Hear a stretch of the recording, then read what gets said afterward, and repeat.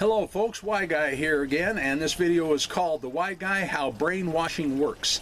Now I'm going to speak as quickly as possible because there's a lot of information I want to cover here on this video. But first I want to welcome you to my home on this beautiful autumn day. Welcome. Alright, now when it comes to brainwashing, it works exactly the same way in politics as it does religion. Alright, now what I'm about to share, I didn't read this on somebody else's blog or open a textbook or anything like this. This is my personal religious experience that I'm sharing, and of how brainwashing worked on me. Now, also I did some research, both historically, within religion and politics, both, to see what the outcome of brainwashing, what it produced, okay, the outcome of it. And the main thing I discovered that no one would disagree with is whenever you mix religion and politics, you get a double whammy of brainwashing, okay, big time. All right, and I want to hit on that a little bit later in the video. Okay, also when it comes to this video also, I'm going to bruise your ego. It's as simple as that, all right? Nobody wants to admit they've been brainwashed. Come on. I was brainwashed in a lot of these areas, and I just simply want to share how it happened with me. And if you can identify, maybe you can have your guard up a little bit better, you know, and be a little better prepared so you won't be deceived. Okay, first and foremost, when it comes to brainwashing, the very first thing that I've discovered is you find something that people are afraid of. Okay, that's the very first thing you do. And then number two is you figure out how to capitalize on that fear.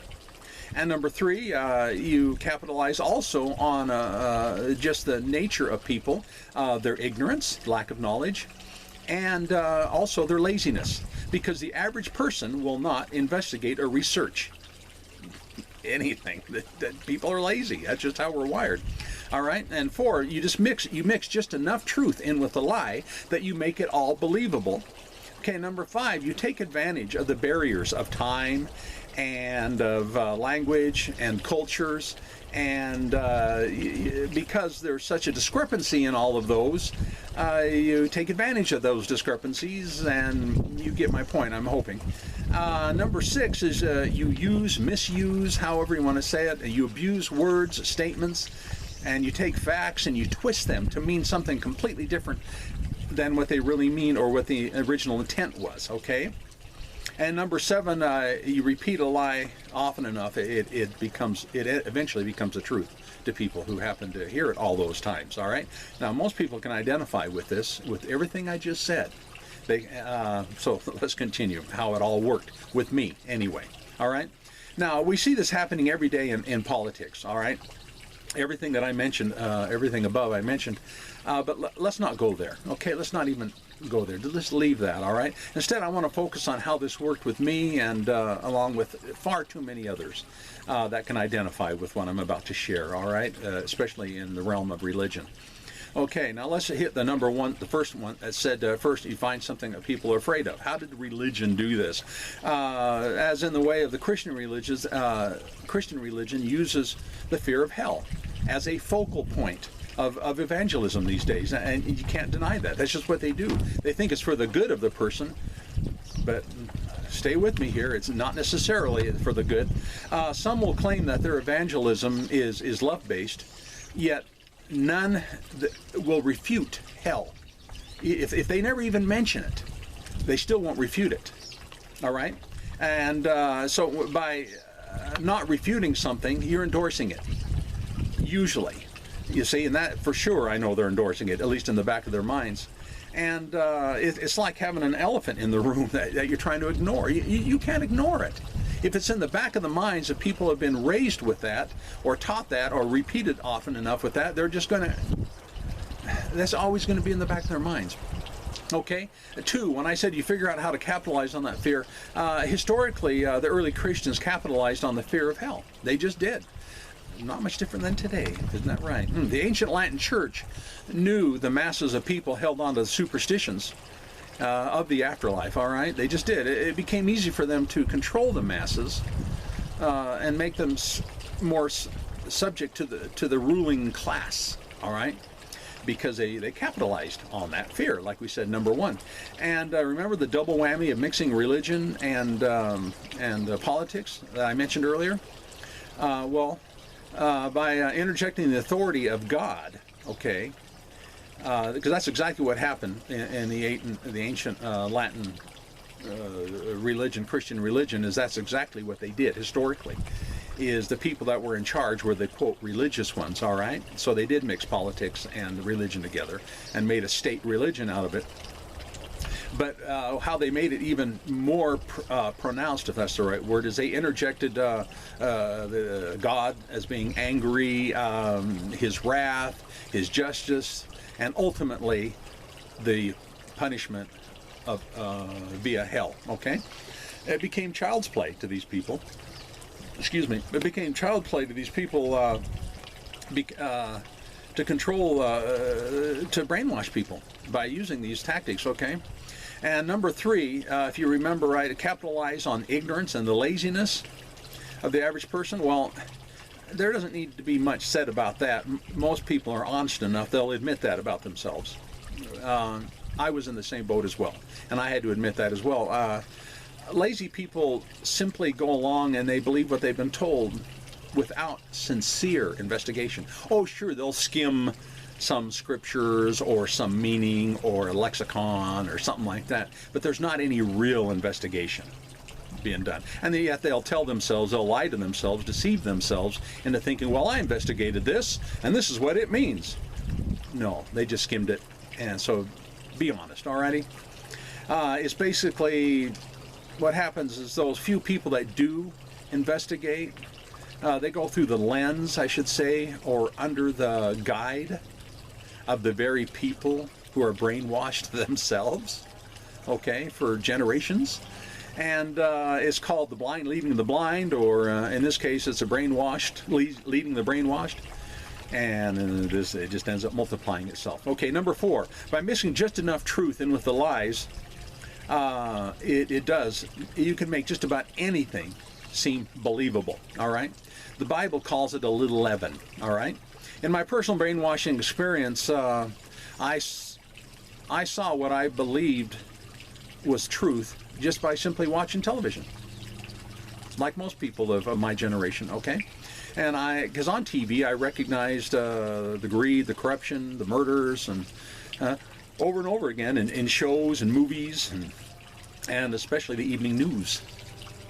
I also had to admit in my mind that I occasionally had the same desires of what I was watching. All right, maybe not to the same degree, but the same desires anyway, the seeds of those, I should say. There was truth. I also knew that there was truth, that God was above reproach. All right? Jesus never sinned. All right, I believe that with all my heart. And yet I did daily. All right? These were the truths that I held on to. So it was easy to believe the leaven or the lie of the existence of hell. It was really easy for me to do that. So in other words, I relayed. But anyway, the brainwashing reached a pinnacle in my life, and at some point I was no longer willing to listen to any other possibility other than this hell doctrine. All right? Okay, see if you identify with that. Number five, brainwashing takes advantage, as to say, of time and language and cultural barriers and stuff. We are led to believe, we in the Christian religion, we're led to believe the accuracy, the inerrancy of the Bible, containing words that were written thousands of years ago, okay, from people who didn't speak our language, and the culture literally was far as east as from the west, all right? And yet we're told that it was inerrant, all right? And it's easy to swallow that. It's believable for a person who's already been brainwashed with all the other stuff that I've mentioned earlier, all right? And people have a tendency, myself, just throw common sense right out the window. And I'm almost finished here, because there were 7 topics I wanted to cover, and this is the 6th. Number 6, the most common tool for brainwashing is to misuse and abuse words, statements, facts, and twist them into meaning something totally different than what they originally meant. And this is exactly what happened with the Latin Vulgate, published in 440 A.D. Okay, not just the Latin Vulgate, but also the Septuagint. And with neither one of these documents was hell, or within those scriptures, was hell ever mentioned. okay, in the Septuagint or the Greek manuscripts. Hell was never mentioned before 440 AD. Then all of a sudden, bam, it's just there. And yet most people won't believe that historic fact or that truth, because you see they've already been brainwashed, all right, and they're unwilling to listen to any other possibility. I'm speaking of my personal experience here, okay? Now, the Latin Vulgate changed words like death, grave, unseen, the pit, Gehenna. Those words, they changed them, they twisted them. Now, I'm going to use the word intentionally. I have to, for a reason. They intentionally mistranslated those words and made them into the superstitious pagan version of the Latin hell. As simple as that. That's what they did. And the reason I say that it was intentional is because this tactic that they did in mistranslating that word was only done, okay, referencing the unbeliever. Because if you read other areas where it said death or grave, it says death and grave. If it was just a generalization, or if it was talking about something other than an unbeliever, it uses the word death or grave. Yet the very same word was mistranslated as hell. And you investigate that yourself if you don't believe me, and that's fine. That's fine. Now, to add a 1-2 punch to this manipulative tactic, all right, they also mistranslated the Greek word aeon, which means a segment of time in the Greek, and they mistranslated that into eternal.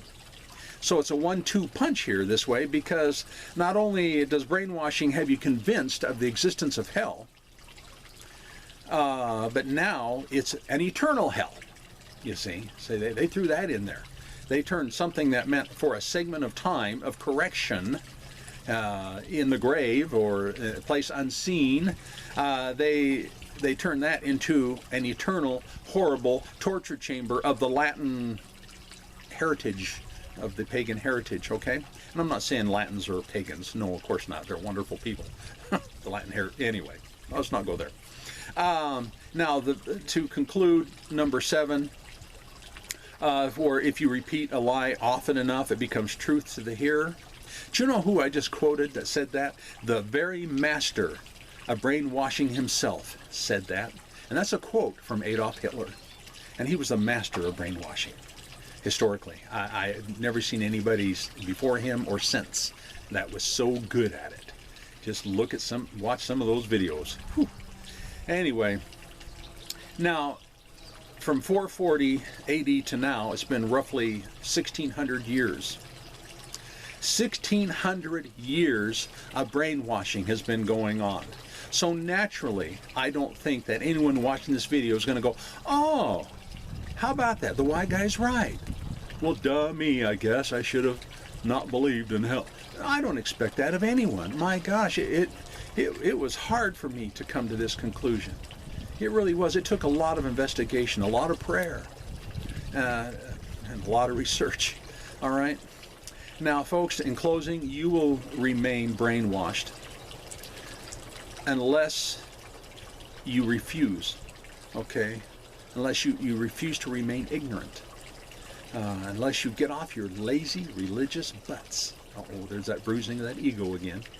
And you rightly divide the word of truth from the word of lies, okay?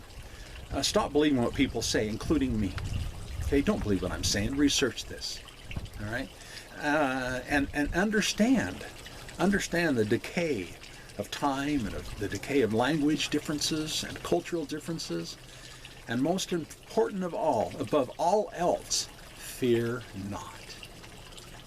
Okay, the perfect love of God casts out all fear. There's no reason to fear doing this research. Okay, that's another tactic that they use too. And like I said, fear not, the number 1. Thank you for viewing. I hope this wasn't too long, and I hope you got something good out of it.